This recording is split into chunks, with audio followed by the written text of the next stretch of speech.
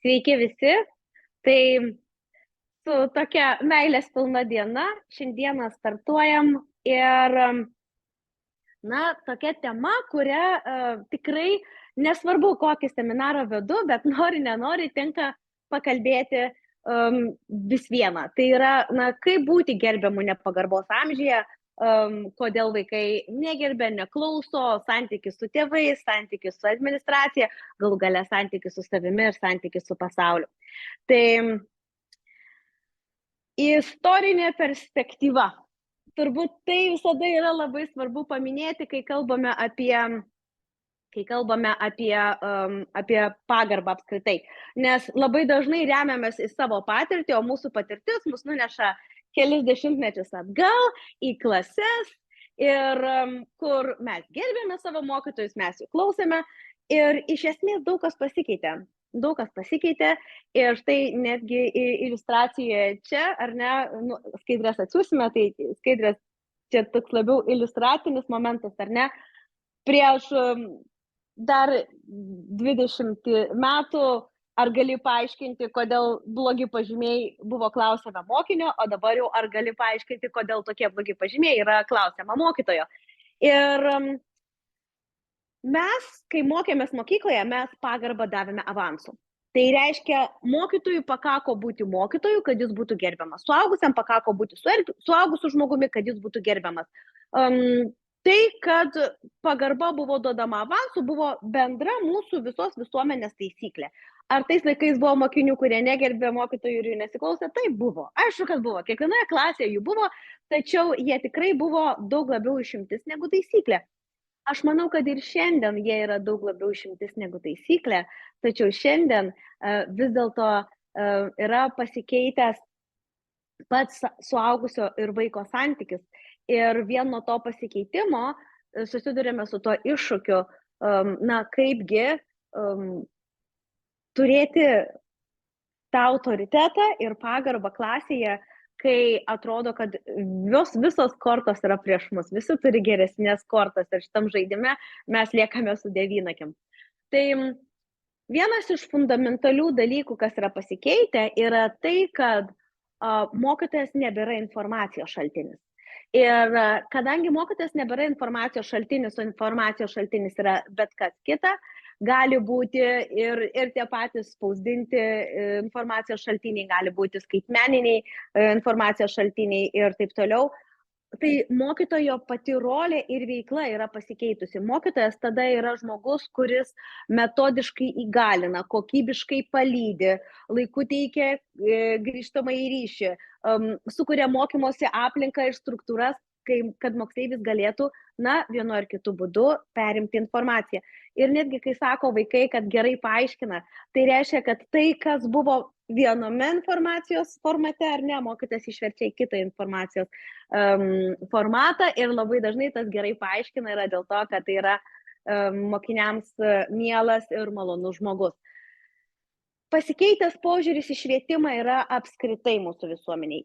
Nemanau, kad kam nors reikėjo įrodinėti, kad mokytojas yra garbinga profesija, ar kad mokytojas turi savo prestižą, ar dar kažką. Taip, mokytojas niekada nesilygiavo į verslininkus, niekada nesilygiavo mokytojas į politikus, tačiau mokytojas visą laiką turėjo labai apibrėžtą ir konkrečią gerbtiną vietą bendruomeniai. Tai turėjo savo šešėlį, mokytojas buvo labai sudievintas, neturėjo tų žmogiškų savybių.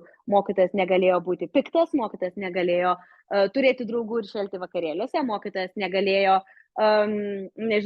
leisti savo kažko daugiau ir panašiai, todėl, kad jis buvo mokytojas iš M didžiosios. Šiandieną mes labai daug iškovojame savo žmogiškumo, bet kartu ir ta M didžioji tokia susitraukė ir pasidarė M mažoji. Dabar švietimas yra paslauga.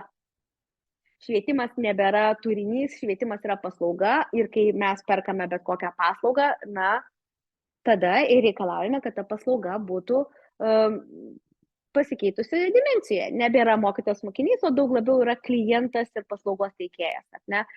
Kas už tai moka?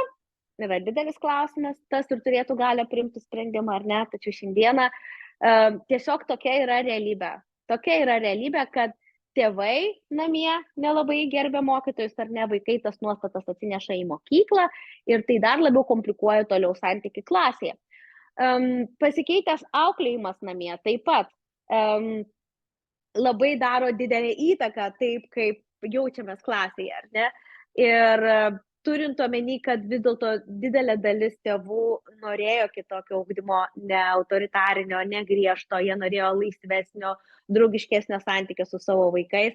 Ir mažai kas vis dėlto sugebėjo išbalansuoti toje prieraišiosios tėvystės linijoje, nenuslysdami į taip vadinamą viską leidžiančią tėvystę, ar ne, arba permissive parenting, kaip terminas pats sako anglų kalba.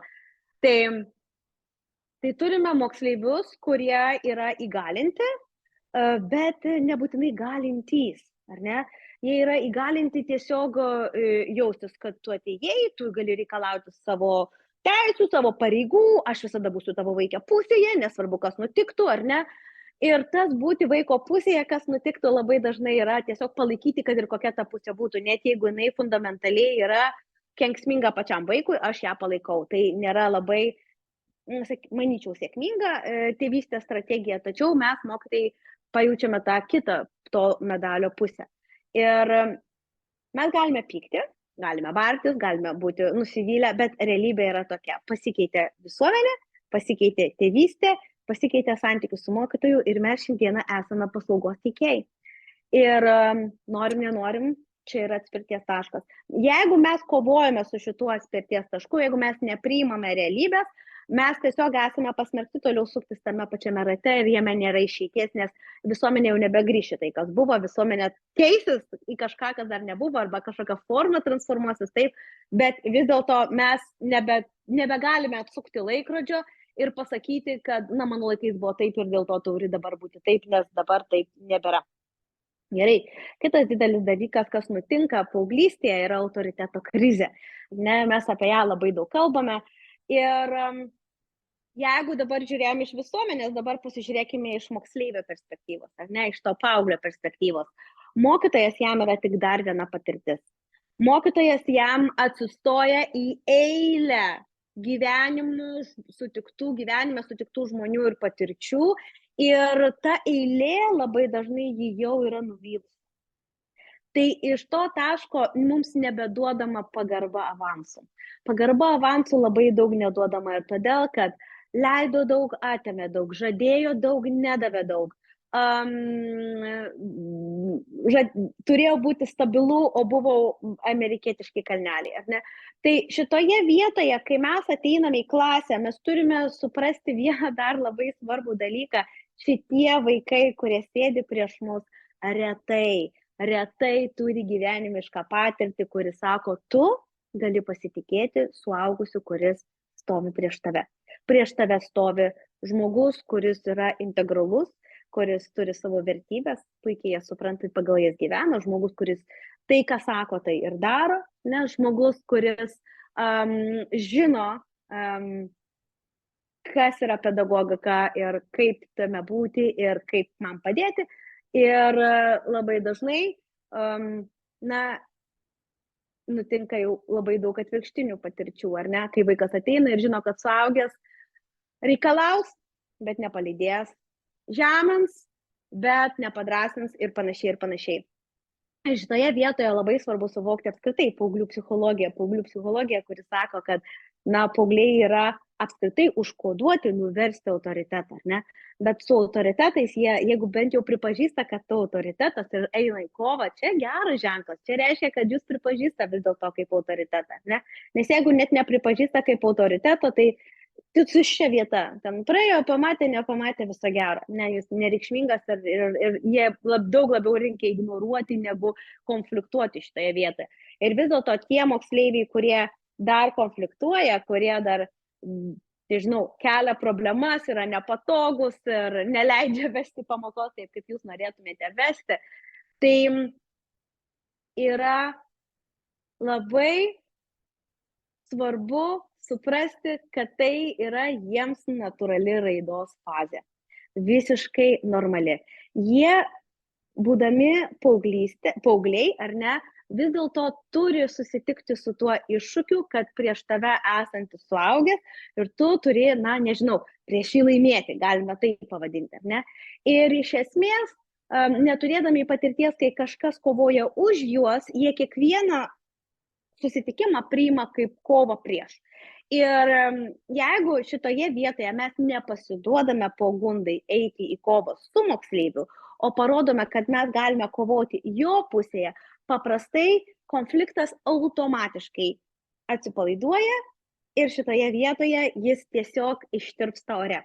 Pavyzdžiui, kas čia per nesąmonė, kokie čia nesąmoningų uždavinių jūs reikia davėt spręsti. Aš sakau, tai tau nepatinka šitie uždaviniai?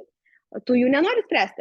Ne, nenoriu čia spręsti, čia nesąmonė viso. Tai ar tau svarbu, kad tu apskritai atsiskaitytum šitą temą, ar tau nesvarbu ir temą atsiskaityti? Ne, nu gerai, nu atsiskaityti aš noriu. Tai kiek tu nori šitos temos gauti? Man nesvarbu, man užtenka 4.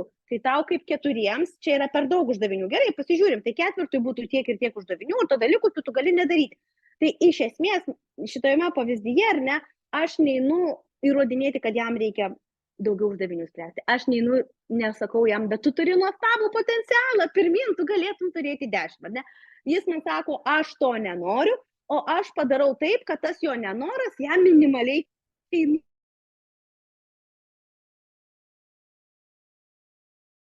Matyti, kad kiekvieną kartą, kai moksleivis gauna, ko nori, jis turi galimybę labai aiškiai įvertinti, ar jis iš tikrųjų to norėjo, ar tai buvo tiesiog maišto fazė. Ir jeigu tai buvo maišto fazė, tai jinai tiesiog ištirpsta, todėl kad nėra prieš ką maištauti. Nes aš jau priėmiau tave su tavo žaidimo taisyklėmis, čia yra tavo gyvenimas, tau užtenka 4, man užtenka, kad tau užtenka, štai ką reikia padaryti 4 ir tai yra mano riba, ar ne? Ir viskas vyksta toliau.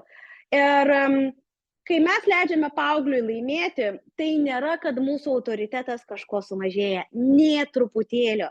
Tai reiškia, kad mes turime tokį autoritetą, kuris nenukenčia nuo to, kad paauglys vienu ar kitu būdu gavo tai, ko jis norėjo. Ne?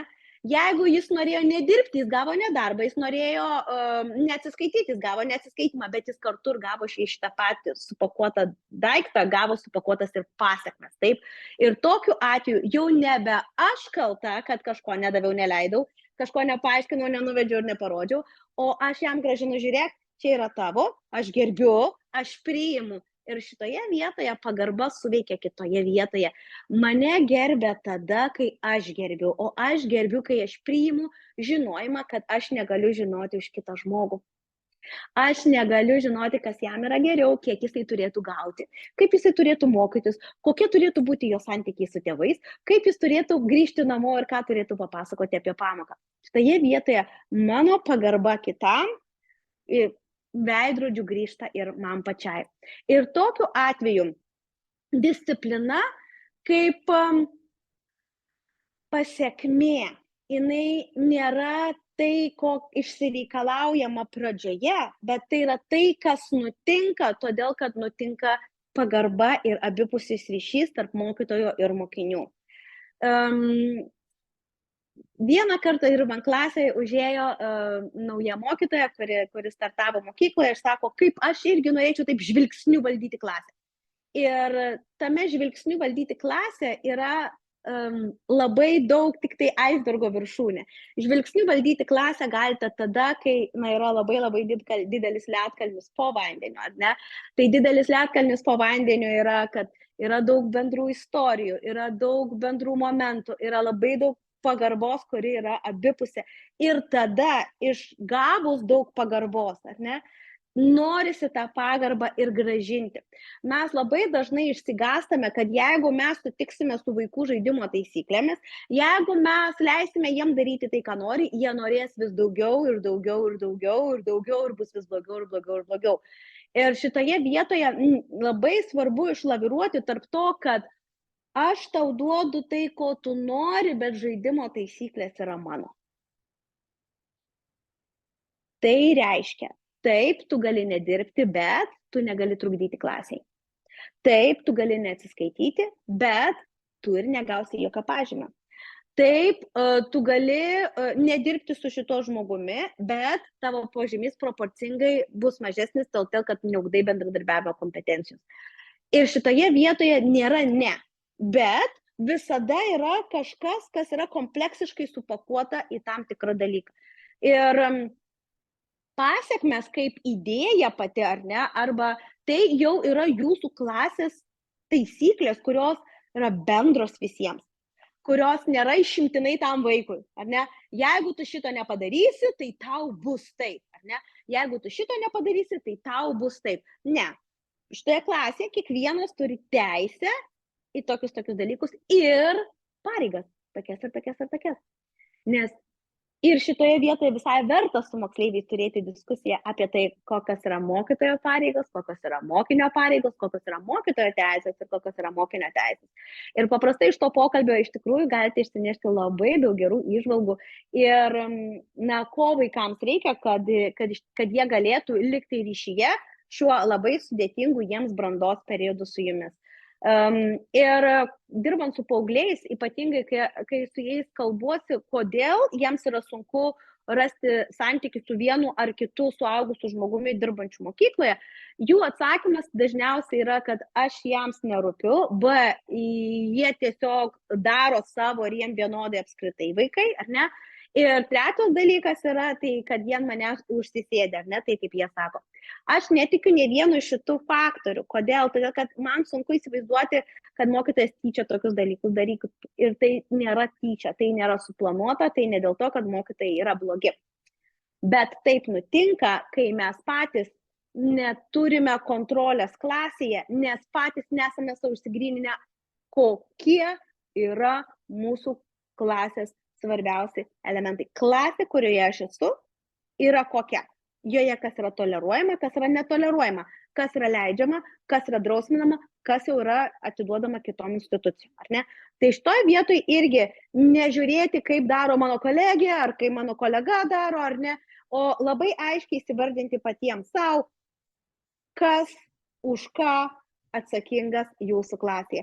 Ir jeigu jūs atsakingi klasėje už tai, kad nebūtų patyčių, jeigu jūs atsakingi klasėje už tai, kad kiekvienas moksleivis galėtų mokytis taip, kaip jam yra geriausia, jeigu jūs atsakingi už tai, kad kiekvienas vaikas būtų palydėtas metodiškai, jūsų žiūros taškas keičiasi ir tada vaikai irgi pagal tai gali kokybiškai keistis ir judėti toliau. Pozityvaus pastiprinimo galia. Ir dar vienas momentas, kuris mokykloje visur pasaulyje yra padėtas ir žinomas ir matomas, tačiau mokykloje lieka paraštėse. Kai stebiu pamokas, tai yra pirmas dalykas, ko man pritrūksta ir pirmas dalykas, kas iš tikrųjų galėtų tikrai radikaliai keisti santykį tarp suaugusių ir mokinių. Pozityvus pastiprinimas yra tai, kai mes pastebime, kad vaikas daro kažką gerą, kažką tinkamą, kažkaip elgiasi gerai, taip kaip mums norisi ir teikiame jam pastiprinimą. Tai gali būti klasėje, kai 30 vaikų ir vienas mokytojas, turime būti labai realistiški, ką tai reiškia konkrečioje klasėje. Bet tai akių kontaktas, magija, nusišypsoti, tiesiog pasižiūrėti, nusišypsoti, linktelėti galvas, aš tave matau, aš tave suprantu, ačiū už tai. Galima tai pasakyti balsu, žodžiu, ar ne? Ačiū.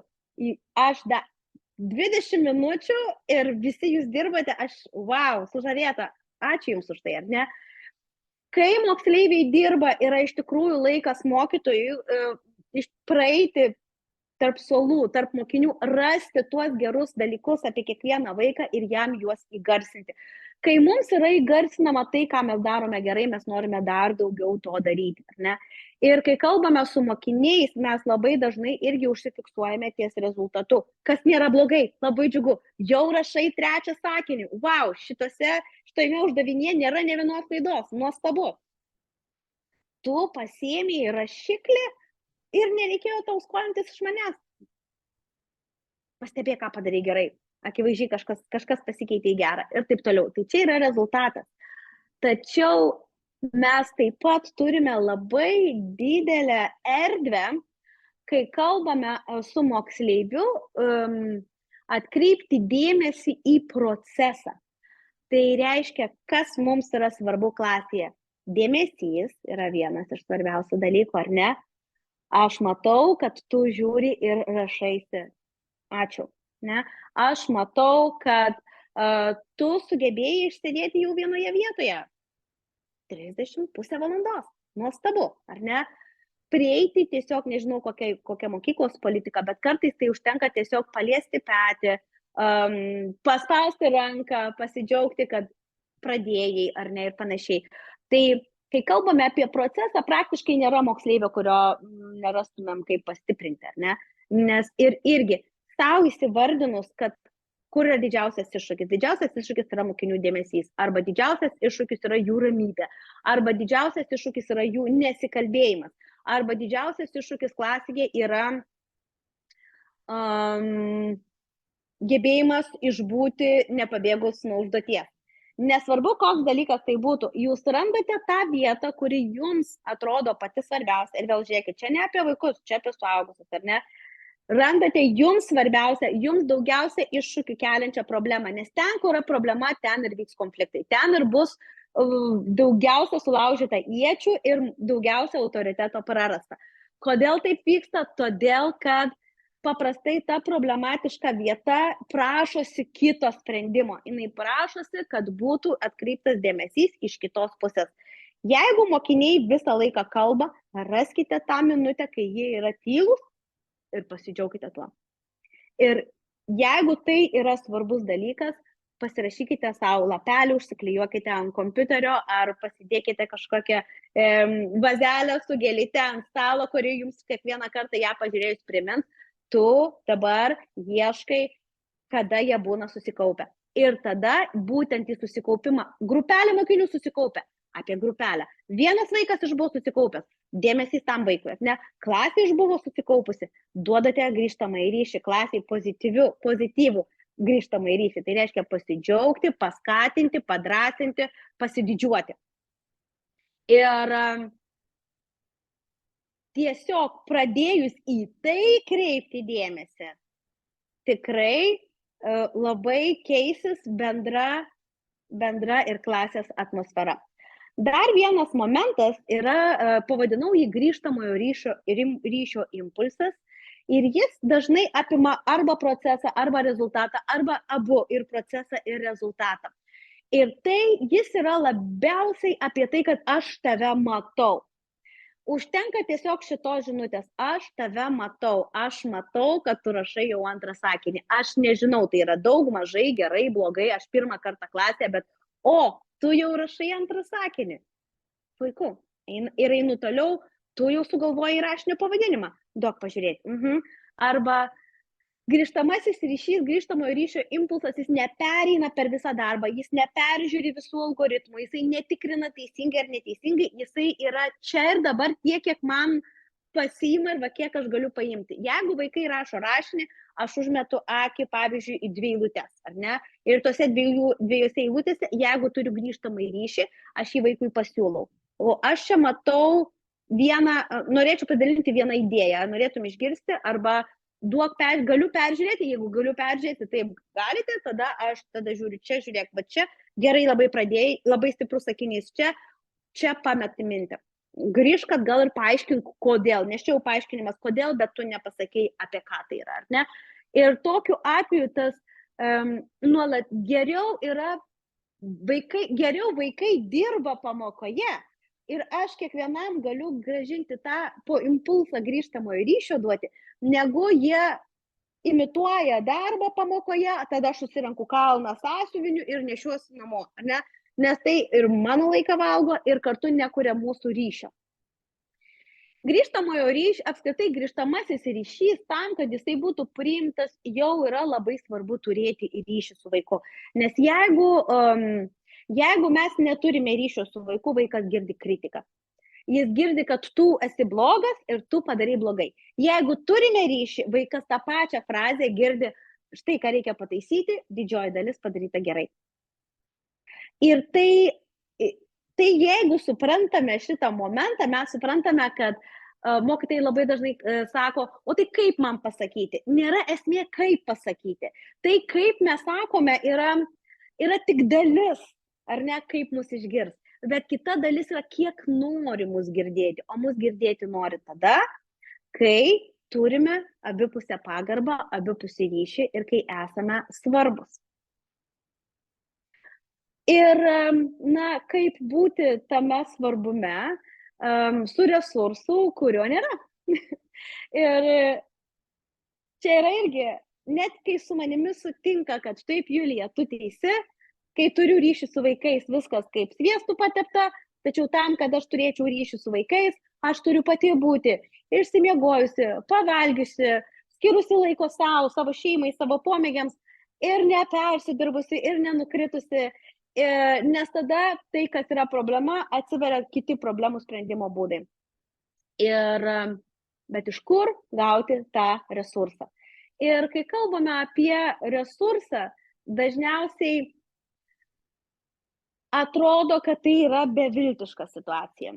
Dėl to, kad yra gyvenimas, darbo yra daug, pedagogika yra tokia sritis, kuri yra niekada nesibaigianti, ar ne, ir čia galima būti, ir tobulėti, ir niekas vis tiek neįvertins. Ir vis dėlto šitoje vietoje labai norėčiau padrąsinti jūs ir paskatinti, ieškoti kuo daugiau atsiveriančių galimybių ir neišmėtyti resurso ten, kur jo nereikia mokykloje. Ne? Mokykloje, kad kuo daugiau pamokos vyktų pamokos metu, kad kuo mažiau darbo keliautų į namus, kad kuo būtų grynesnės pedagoginio braižo struktūros. Apie ką aš kalbu? Taip, pirmiausia, kai kalbame apie tai, kad neturime resurso, mes labai dažnai kalbame abstrakčiai. Aš turiu daug darbo. Man yra sunku su didelė klase. Aš labai pavargstu dienos pabaigoje ir einu namo pervargusi. Tačiau retas, kuris gali įvardinti, kas tai yra konkrečiai. Tai mano kvietimas, ar ne, pirmiausia yra suprasti, kas ir kiekvienam tai bus skirtingai. Kas suvalgo pagrindinį jūsų resursą klasėje. Ar tai yra moksleivių drausminimas, ar tai yra aiškinimas, jie nesupranta ir aiškinimas, ir jie nesupranta ir aiškinimas. Ar tai yra skirtingų poreikių mokiniai ir begalinis darbas namie ruošiantis skirtingas užduotis. Ar tai yra apskritai bendra atmosfera mokykloje, ar ne, ir aš ateinu ir jau persimu tokią nuotaiką, kad nebeturiu jėgų. Tai išanalizuoti savo dabartinį darbo modelį. Galima pasidaryti sudėtinės dalis, ar ne, pamokos, dienos, savaitės ir prie kiekvienos tiesiog žymėtis varneles, pliusiukus, minusiukus, valgo energiją, 0, tai reiškia nei valgo, nei nevalgo, arba papildoma ne. Ir pamatysite, kad yra labai daug dinamikos. Per dieną mokytojas iš tikrųjų pereina per labai dinamišką procesą su kiekviena klase skirtingai, su kiekviena pamoka skirtingai, su kolegomis skirtingai ir taip toliau. Tai pirmas dalykas - išanalizuoti dabartinę situaciją. Ir neieškoti kažkokių didelių globalių sprendimų, magijos čia nėra, burtų lazdelių irgi. Bet jeigu labai aiškiai žinote, kad jūsų resursą iš esmės suvalgo 2 ar 3 aspektai, 2 ar 3 elementai, tada yra antras žingsnis nekeisti viską, ne viską mesti, viską imti, o būtent susitelkus optimizuoti šituos elementus. Jūs sėdite per naktis ir taisote namų darbus. Ir čia jūs suvalgo jūsų didžiausią resursą, atsisakykite namų darbų. Pažiūrėkite, o kaip atrodys klasė be namų darbų. Arba namų darbų taisymą perkelkite į klasę. Arba namų darbus paskirkite tikrinti vaikams vieni kitų namų darbus ir panašiai. Aš net nebejoju, kad jūs rasite sprendimą, jeigu jūs rasite realiai tikslę problemą. Nes problemą aš pavargęs, išspręsti problemą šitos nėra įmanoma. Tačiau problemą aš taisau per daug namų darbų, išspręsti galima. Problemą aš per daug kalbu klasėje, išspręsti galima. Problemą vaikai manęs neklauso, išspręsti galima. Problema klasėje yra 2 moksleiviai, kurie man trukdo vesti pamoką, irgi galima išspręsti. Tai kai suprantame, apie ką konkrečiai yra problema, tada ieškome jo sprendimo būdų ir optimizuojame procesus.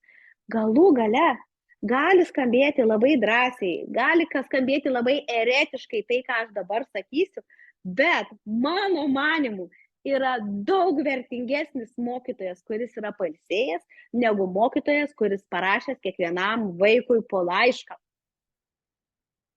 ir atėjęs pervargęs. Arba mokytojas, kuris padaręs 15 skirtingų užduočių ir atėjęs pervargęs. Todėl, kad jeigu mes klasėje esame be resurso, mes esame blogiausia savo paties versija. Mūsų tada kiekvienas juokelis trikdo. Mūsų kiekviena problema atrodo didelė labai ir panašiai. Aš puikiai pati atsimenu šitą virsmo tašką, kai vieną dieną pervargusi visiškai ir nebeturėdama nė mažiausių jėgų, atėjau į pamoką nepasiruošus. Tiesiog atėjau ir galvojau, o bus taip, nes aš nebegaliu. Ir tą dieną, ar ne, tai buvo puikiai diena. Tai nereiškia, kad nereikia ruoštis pamokom, ar ne, bet tai reiškia, kad visame kame turi būti balansas. Ta diena aš juokeliais atsakiau į jų juokelius. Ta diena aš nepuoliau į paniką, kai per 3 minutės nesusėdo į darbą grupėje. Ta diena aš tiesiog lengviau ir maloniau išbuvau jų nesupratimą ir turėjau daugiau kantrybės paaiškinti. Ta diena aš buvau daug geresnė mokytoja negu ta mokytoja, kuri ruošiasi visas dienas prieš tai, medžiagas spausdino, skaidres darė ir ateidavo pervargusi ir nepailsėjusi. Tai irgi niekaip nenoriu glorifikuoti nekompetencijos ar aplaidumo, tačiau noriu labai aiškiai pasakyti, kad kokybės su nesančiu resursu nėra. Ir visi, kas sako, kad yra, tiesiog gyvename iliuzijoje. Kai optimizuojame procesus, kitas žingsnis yra juos sisteminti. Negaliu perteikti, koks yra malonumas dirbti, kai aiškiai supranti, kas esi kaip pedagogas, koks yra tavo pedagoginis braižas, kaip prasideda pamoka, kokia yra jos eiga, kaip tu ją baigi ir kur yra sistema. Ar tai netaps nuobodu, ar tai nebus kažkoks jau labai šabloniškas darbo metodas? Ne. Tai duoda atsipalaidavimą, todėl kad žinome savo bazinę liniją, žinome liniją, nuo kurios mes visada atsispirsim ir net jeigu nebus, šita linija jinai išlieka ir jinai yra saugi. Kai jaučiamės saugus, kai jaučiamės, kad mes turime savo aišku, laiku patikrintą, efektyvų mokymo procesą, tai tada pokyčių, naujovių, inovacijų įvedinėjame iš malonumo, iš smalsumo, iš noro dar kažką geriau padaryti. Ir man labai gaila sutikti mokytojus, kurie mokykloje dirba 15 ar 20 metų, tačiau į klausimą, o koks jūsų asmeninis pedagoginis braižas, negali atsakyti. Negali sakyti, pamoką aš visada pradedu taip. Tada uždavinį rašau taip, arba uždavinio nerašau, ne? Tada veiklos pas mane yra pasirinktinai iš šitų 5.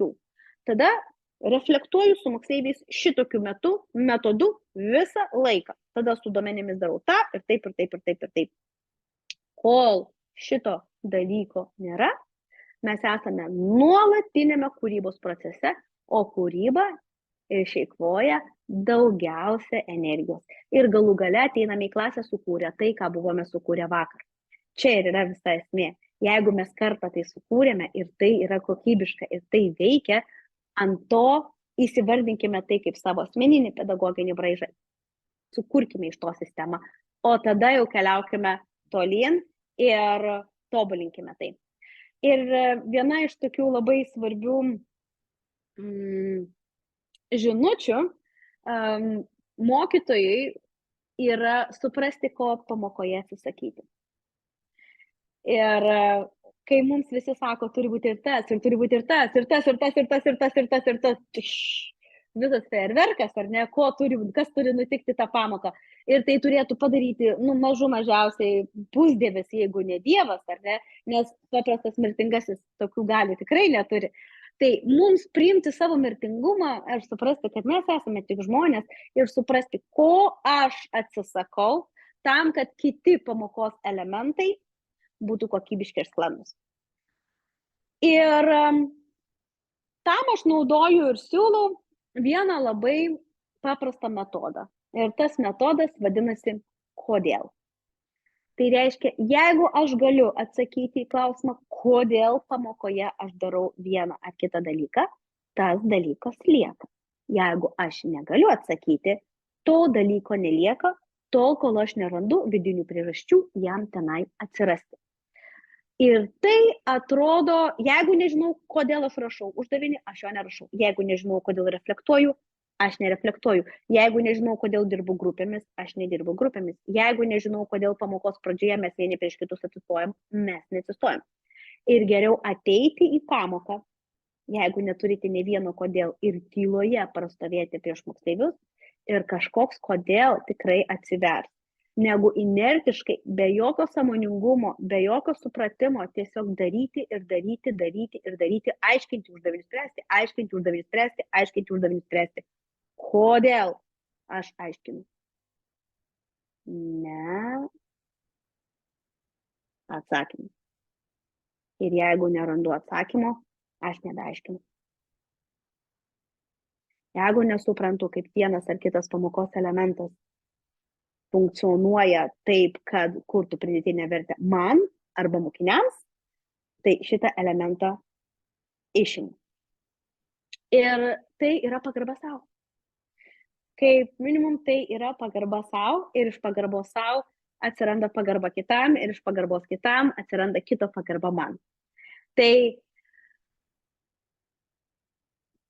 resursas, mes jį visi turime.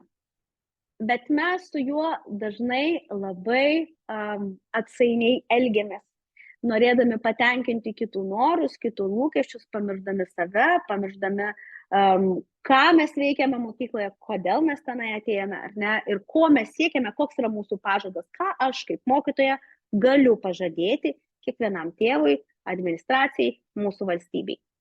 Jeigu aš galiu pažadėti, kad aš išeisiu kursą, tai yra vienas pažadas. Jeigu aš galiu pažadėti, kad kiekvienas vaikas išeis visą kursą, kitas pažadas. Visiškai kitas pažadas, jeigu aš galiu pažadėti, kad kiekvienas vaikas išeis tiek, kiek jis gali paimti kurso, ar ne? Tai vėl visai kitas pažadas. Tai nesvarbu, ar tai yra akademinis pažadas, ar bendrųjų kompetencijų pažadas. Ką galite pažadėti ir tada kurti visą savo pedagoginį braižą aplink tą pažadą, kurį jūs galite duoti ir ištesėti. Nes net jeigu tai pažadas yra, kad moksleiviai išlaikys egzaminus, tvarkoj, viskas, tinkamas pažadas, kiekvienas vaikas išlaikys egzaminą ir tada visa pedagoginė jūsų linija ir susikonstruos aplink tą pažadą. Bet tame nebus, ir kai paklaus, o tai kaip jūs ugdote bendrasias kompetencijas, jūs sakysite, aš nedaviau tokio pažado, aš daviau pažadą, kad jie išlaikys egzaminus, o bendrasias kompetencijas davė mano kolegė Marytė. Tai eikite pas ją ir klauskite, kaip jai sekasi su jos pažadu. Ne? Tokiu būdu, būdami skirtingi, mes kiekvienas galėsime prisidėti ir auginti moksleivius, asmenybėmis. Ir kas nutinka, kai mokytojas atsistoja į resursą, ar ne, atsistoja į tą vietą, supranta savo pedagoginį braižą, geba palydėti moksleivius, geba padrasinti juos, teikti jiems grįžtamą ryšį, geba pastebėti geruosius aspektus. Tai automatiškai tik sukurkite galvoje tą vaizdinį tokio mokytojo, norisi jį gerbti. Dėl kelių elementų, dėl to, kad jis pirmą gerbė save ir antras, jis gerbė mokinį avansu. Ir tas avansu ir yra kas fundamentaliai pasikeitė nuo senųjų laikų.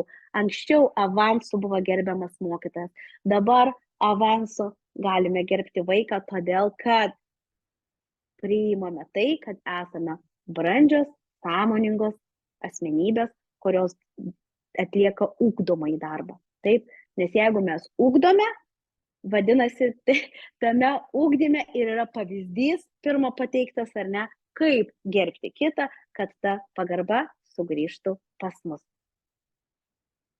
Tai jeigu 3 akmenėliai, norėčiau, ką išsineštumėte iš šio susitikimo, jeigu viską pamiršit, 3 dalykai, ką tikrai įsidėti ir pasinešioti su savimi.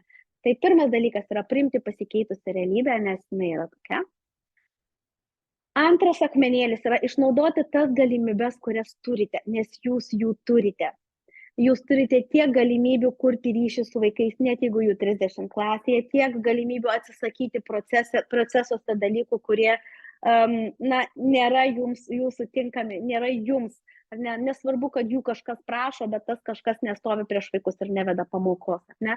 Ir toks trečias dalykas, toks pažadėti savo laiką ir vietą, sustoti ir suprasti, koks mokytojas esate, apie ką jūs esate, kodėl priimate sprendimus, kaip priimate, kodėl veikite būtent taip, kaip veikite. Ir taip žadėjau palikti 15 minučių klausimams, tai mielai juos atsakysiu. Taip, tai klausimus, kaip visada, galite rašyti mūsų bendravimo lange, jį rasite dešinėje pusėje, o kol pasipils klausimai, aš iš karto žinau vieną, kuris tikrai turėtų atsirasti. Labai gražiai skamba tas visas, atsisakymas to, kas yra neaktualu ir panašiai, tačiau dažnai mokytojas yra įpareigotas administracija uždeda papildomų kažkokių dalykų, kuriems atrodo aktualūs, arba tėvų lūkesčiai kažkur yra, tos pačios ministerijos kažkokie paliepimai, ką turi integruoti, būtinai padaryti, įtraukti ir panašiai. Ir kai pasižiūri tada į bendrojo ugdymo programos turinį, plus visus papildomus dalykus, kuriuos turi sudėti, matai, kad ten net ne 45 minučių, ten 90 minučių pamokai neužtektų.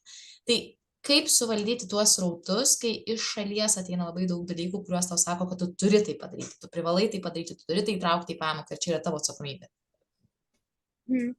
Tai ačiū, tikrai labai, labai geras klausimas, tikrai jo nuolat ir sulaukiu. Ir mano atsakymas yra, kad jeigu jums pavyksta dirbti pagal tai, ką dabar Akvilė pristatė ir jūs sėkmingai tai darote, tai taip ir dirbkite. Šitoje vietoje nėra, kad yra kažkas blogo, ar ne?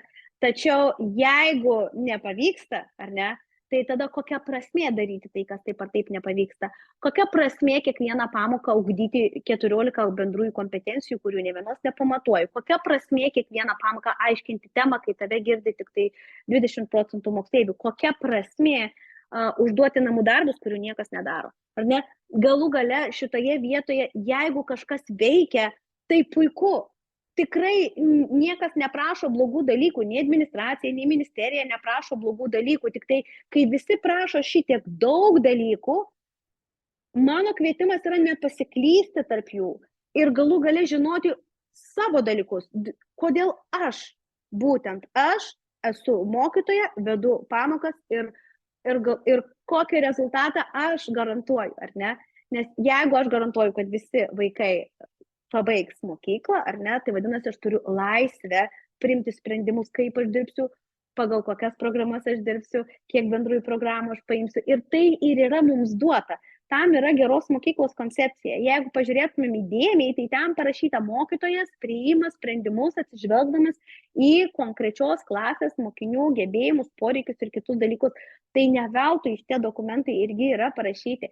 Jie ir sako, mokytojau, tu būsi nuolatinėme informacijos, kaip daryti, ką daryti, kur daryti, kodėl daryti sraute, bet tu esi asmenybė, kuri atsirinks tai, kas yra tavo.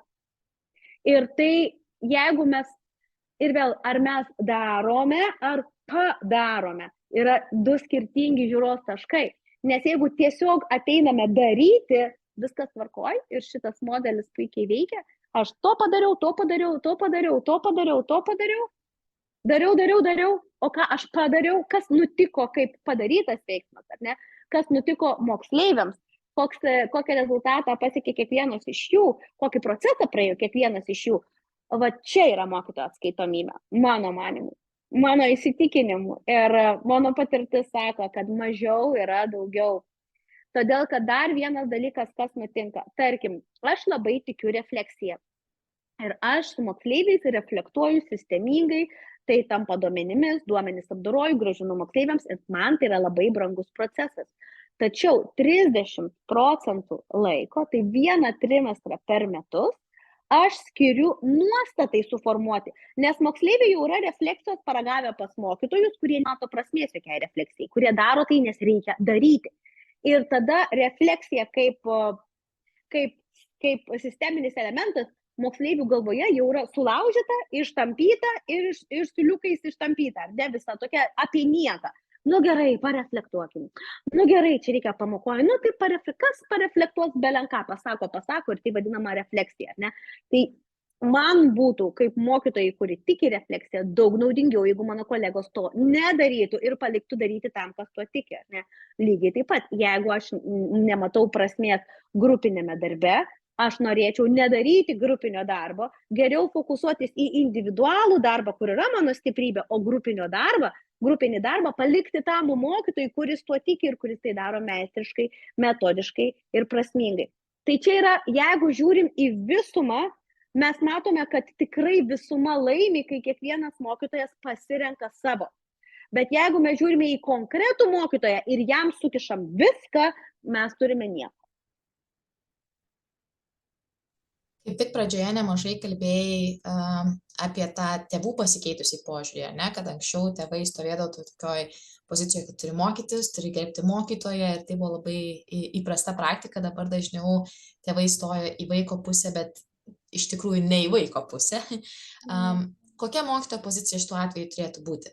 Kiek turėtų įsitraukti į dialogą su tėvais, kiek turėtų laikytis atskirų mokyklos namų stovyklų ir panašiai? Kaip čia išlaikyti tokį ir bendradarbiavimą, ir kartu, kad nebūtų, kad mokykloje, kuri ryšį su mokiniu, jis pareina į namus ir girdi visiškai priešingus pavyzdžius ar priešingas vertybės? Taip, čia yra labai iš tikrųjų jautri tema, ypatingai tada, kai mokiniai turi gerą santykį su mokytoja, ar ne, ir grįžta namo, sako, aš tą mokytoją, mūsų tai nereikia, o tu reikia, ar ne, ir panašiai, tokius momentus, ar ne, tai, na, tarsi pastatoma į priešpriešą, tai yra vienas momentas, visiškai kitas momentas yra, ir ką ten tavo mokytoja supranta, nieko nei ten nesupranta apie gyvenimą ir panašiai. Apskritai, tėvų požiūris į pedagogą yra labai komplikuotas, todėl kad vietoj to, kad tėvai į pedagogą žiūrėtų kaip į kolegą, ar ne, kaip mes ugdome tą patį vaiką, aš ugdau namie, jūs ugdote mokykloje, mes bendradarbiaujame, ar ne, ir kas yra vaiko geriausias interesas, kaip atliepti vaiko geriausią interesą. Vietoj to nutinka kažkokia konkurencija, kažkokia kova ir galų gale toksai priešingų stovyklų supriešinimas. Ir čia vaikas pralaimi. Todėl, kad labai dažnai atstovėti savo vaiką yra padėti jam suprasti, kur jis ne taip pasielgia, kur atsakomybės neprisėmė, kur tiesiog elgesi netinkamai. Ir yra tai sunku. Yra vienas klausimas, kurį aš rekomenduoju, ar ne? Jis nėra paprastas, todėl, kad kai tėvai ateina ir sako, o kodėl mano vaikas ten visą dieną dirbo, kodėl jūs jam tik tiek te parašėte? O kaip tai padeda? Ne? Ir kaip tai padeda ir pabaikite sakyti, o kaip tai padėtų jūsų vaikui, jeigu aš neadekvačiai įvertinčiau jo žinias? O kaip tai padėtų jūsų vaikui, jeigu aš leisčiau jam kramtyti gumą pamokoje?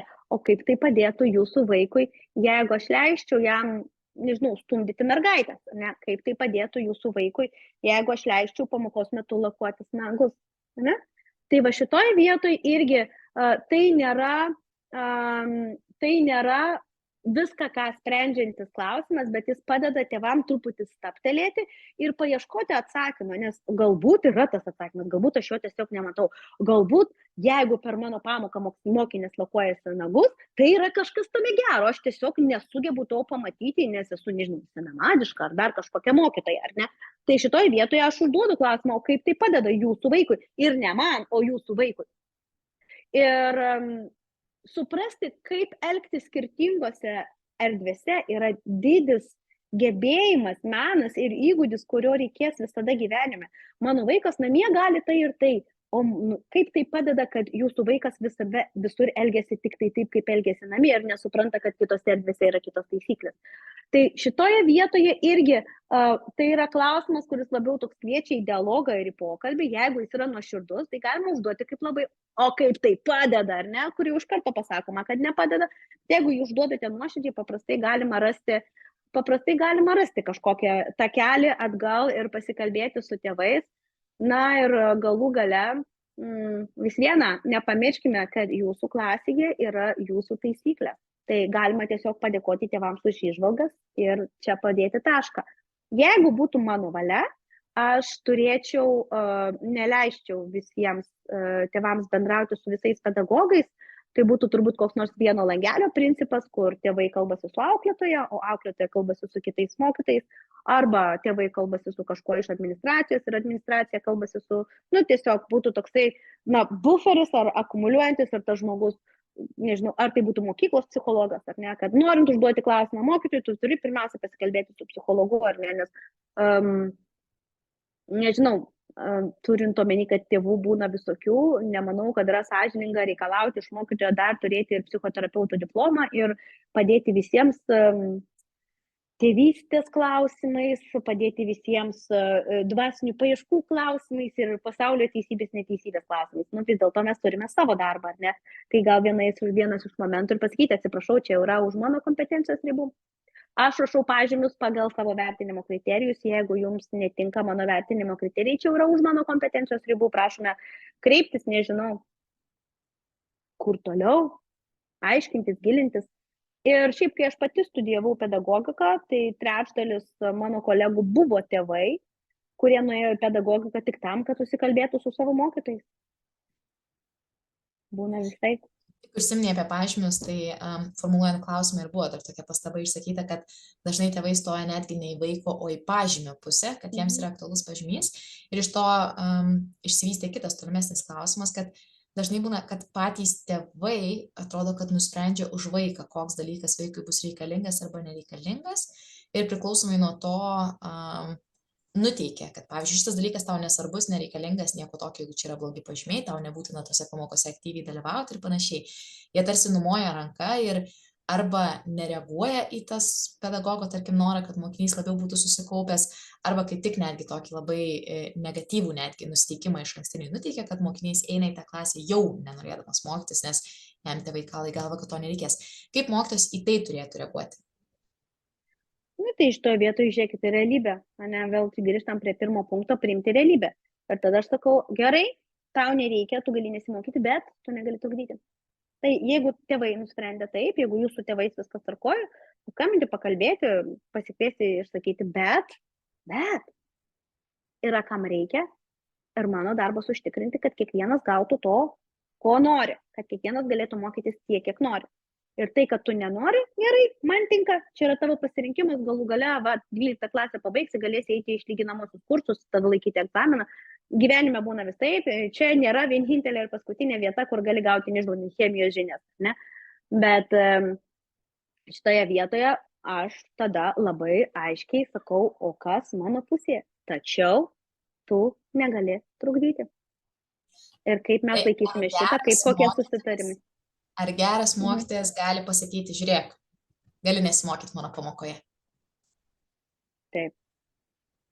Ar jis nebus priešas ir administracijai, ir tėvams, ir viskam? Gal galėtum šiek tiek praplėtoti, nes mes už webinaro ribų esame nemažai kalbėję apie tą, ar ne? Kad kartais mokytojas iš tikrųjų gali pasakyti mokiniui, žiūrėk, tau nereikia, aš tavęs nepriversiu, bet kaip tą situaciją išspręsti, kad nebūtų kažkokių nesusikalbėjimų, pykčių, neišpildytų lūkesčių ir panašiai? Pradėkim nuo to, kad toks pokalbis retai vyksta su moksleiviu, kuris gerai mokosi ir kuris turi pasiekimus. Tai yra pasiekęs toje srityje, tame dalyke. Tai jeigu mes atspirties tašką paimame esama situacija yra tokia, kad moksleivis A nesimoko, B nieko nesiekia, C trukdo pamoką. Iš 3 blogybių aš susitvarkau su viena. 2 lieka, taip, jos 2 lieka. Niekur nedings, jisai nieko nesiekia ir nieko nesimoko, bet jis nebetrukdo pamokai. Ir tuo pačiu nebetrukdo didžiai daliai kitų moksleivių, kurie nori siekti ir mokytis. Tai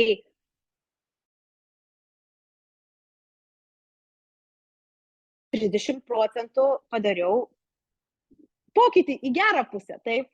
Tai šitoj vietoje irgi tiesiog suprasti, kad jeigu mokytojas moksleivį, kuris nori mokytis, kuris siekia rezultato, ateina ir sako, ai, čia nesvarbu, čia tu gali nesimokyti, tai labai būtų ydinga pedagoginė praktika. Bet moksleivį, kuris ir taip drastiškai nori būti priimtas toje vietoje, kad man to nereikia, tėvai šaukia, man to nereikia, mums tikrai to nereikia. Tai tada ir leiskime jam būti ten, kuris yra. Kodėl mes tada prisimame Dievo rolę ir žinome, ko tam vaikui reikės. Gal jam iš tikrųjų nereikia. Kaip tada tokį mokinį vertinti? pagal kriterijus. Jeigu jam nereikia, vadinasi, jam nereikia ir vertinimo, taip? Negali būti, kad man nereikia dalyko, parašykit man 10. O, ne. Man nereikia dalyko, štai kiek tu turi padaryti ketvirtui. Ketvirtas yra minimalus, reiškia, tau nereikia visko, padaryk man tiek, vat, iš 20 dalykų padaryk 4 dalykus, aš tau parašau 4 ir gali keliauti toliau. Bet tie 4 yra apie kažką ir jie yra kokybiški ir jie yra prasmingi, o ne šiaip belenkas, ne?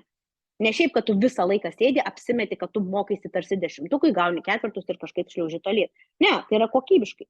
Jeigu aš mokausi matematikos, vadinasi, aš 4 turėsiu, todėl, kad visą tą laiką mokiausi daugybos, dalybos, sudėties, atimties, procentų, nežinau, ten geometrinių figūrų ir kitų dalykų, bazinių dalykų, bet aš juos moku 10-ukui, aš tiesiog moku mažai dalykų, bet 10-ukui. Ir tokiu atveju aš drąsiai prašau tau 4 ir tu keliauji. Paprastai, bet kai mes tai pozicionuojame mokymas ir žinojimą, paprastai čia ir ištirpsta didžioji dalis konfliktų. Nes čia yra ir man gerai, ir tau gerai. Man gerai, kad tu nuėjai į kokybę kažkuriuose taškuose, tau gerai, kad tau nereikėjo eiti per viską. Ir tada, atsitinka tas taikos taškas, kur mes bendradarbiaujame, kad tau būtų kuo mažiau mokytis, ar ne? Ir aš neinu į konfliktą, o einu į pagalbą.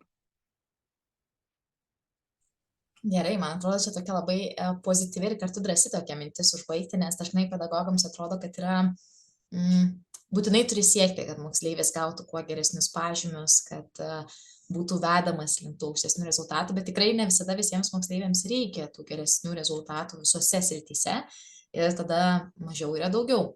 Ar dar norėtum kokį apibendrinamąjį sakinį pasakyti? Gal norėčiau, nežinau, palinkėti, turbūt gražiai praleisti šiandien likusį vakarą ir pirmiausia prisipildyti meilę savo, ne? Savo resurso, savo laiko ir tada kokybiškai iš tikrųjų judėti toliau per likusius metus. Tai ačiū visiems, kurie šiandien buvote prisijungę. Šis įrašas bus patalpintas ir mūsų YouTube kanale, tai galėsite dar pasižiūrėti, pasidalinti su kolegomis.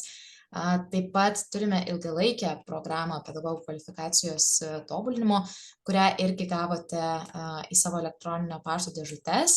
Ir kaip tik su Julija kalbėjome prieš renginį, kad labai džiaugiamės tais pozityviais pedagogais, kurie net šventinę dieną nori prisijungti, tai laiške dar gausite nuolaidos kodą tam tai būtent mokymų programai, kad irgi galėtumėte prisijungti. Tai ačiū visiems už šiandien dalyvavimą, pasidalinsime webinaro įrašu ir gražios jums likusios dienos. Viso geriausio.